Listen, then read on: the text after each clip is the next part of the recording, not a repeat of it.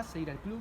Mira, no, nada superdotado, muy medio, no de jugar al fútbol precisamente, pero sí siempre me gustó mucho el tema de los medios de comunicación.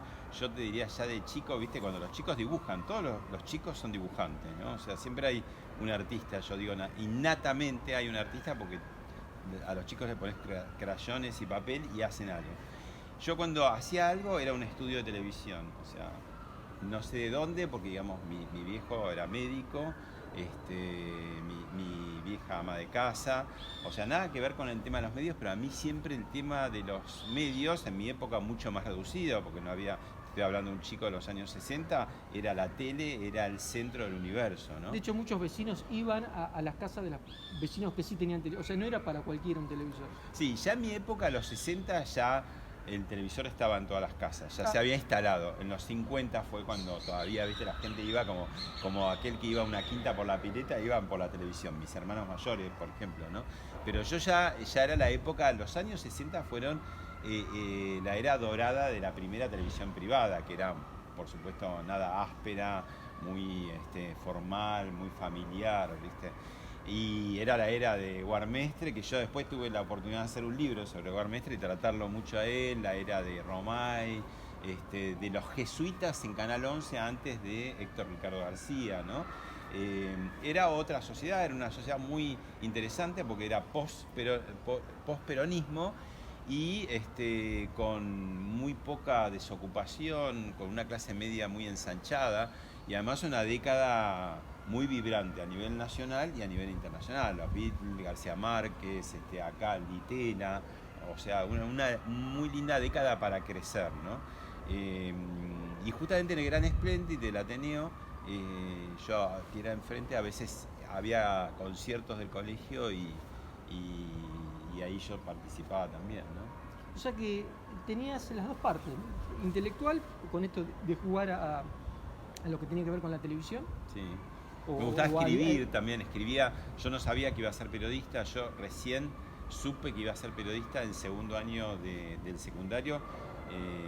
Hice mi educación básica fue primero privada en un colegio de acá de Barrio Norte y después pública en el secundario. Y a mí eso me formó mucho, ¿viste? Haber estado en los dos mundos me dio mucha diversidad y mucha amplitud, ¿viste? Si bien tuve la suerte de participar de una escuela pública todavía que funcionaba casi como la educación privada, en el sentido que no se interrumpía nunca, que bueno, las protestas eran muy esporádicas, no habituales. Perdón, época que seguramente sería mejor vista la educación pública que la privada. Bueno, sí, claro, como la universidad sigue siéndolo hoy en día, Mm.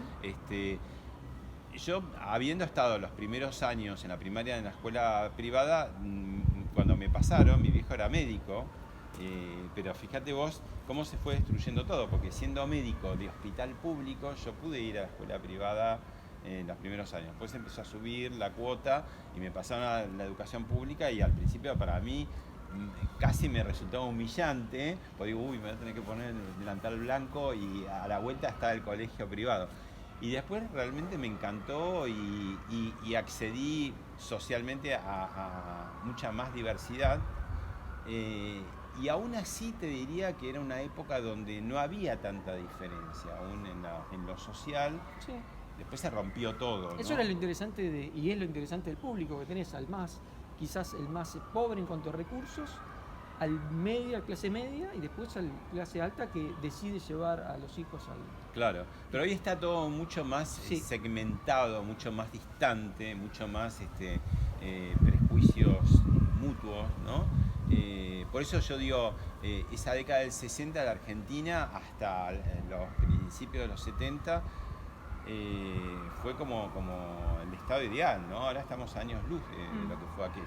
Por suerte sí nos sacamos de encima lo que eran las interrupciones frecuentes de golpes militares, ¿no? Siempre un poco en los últimos años se puso el hincapié en la última dictadura, que por cierto fue la más feroz, pero los que tenemos más años encima conocimos otras dictaduras, quizás no tan feroces, pero también con restricción de libertades y todo. Y aún así, bueno, era un país mucho más, había un tejido social mucho más entero de lo que tenemos hoy en día.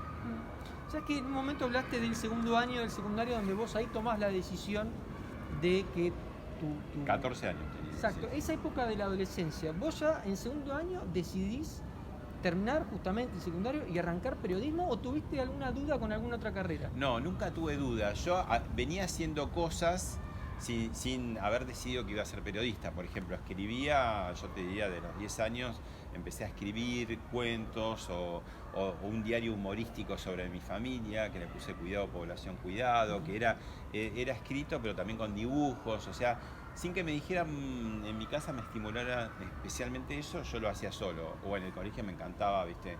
El tema de lengua o composición, ¿viste? Siempre esas cosas, iba por ese lado. Y a los 11 años pasó una cosa que a los chicos de esa época nos maravilló y que hoy les maravillaría a los chicos de esta época, porque se dejó de hacer, que era cuando la NASA empezó con toda su serie de Apolos que culminaron con el hombre en la Luna, ¿no?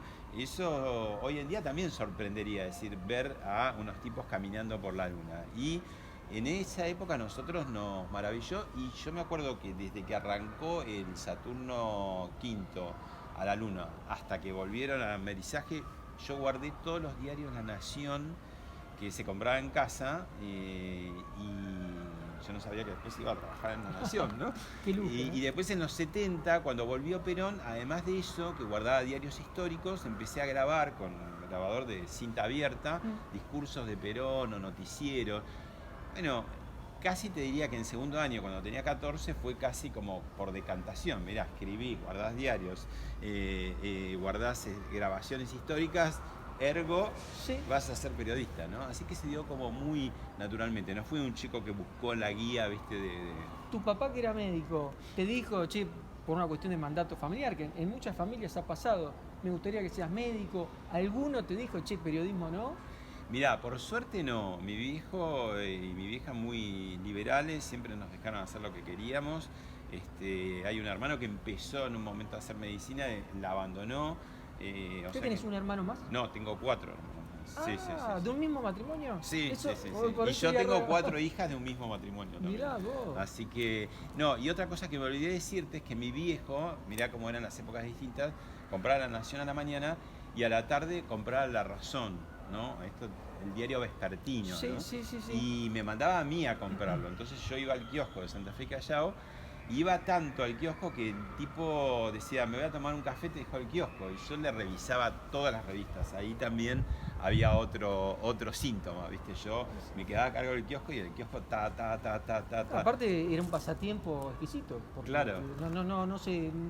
se te pasarían rápido las horas. Y me encantaban los documentales, por ejemplo, los documentales sobre el peronismo, que es otra de las cosas, sin haber yo nunca votado el peronismo y siendo muy crítico de muchas gestiones peronistas. Mi primer libro de comunicación a los 25 años es Perón y los medios de comunicación.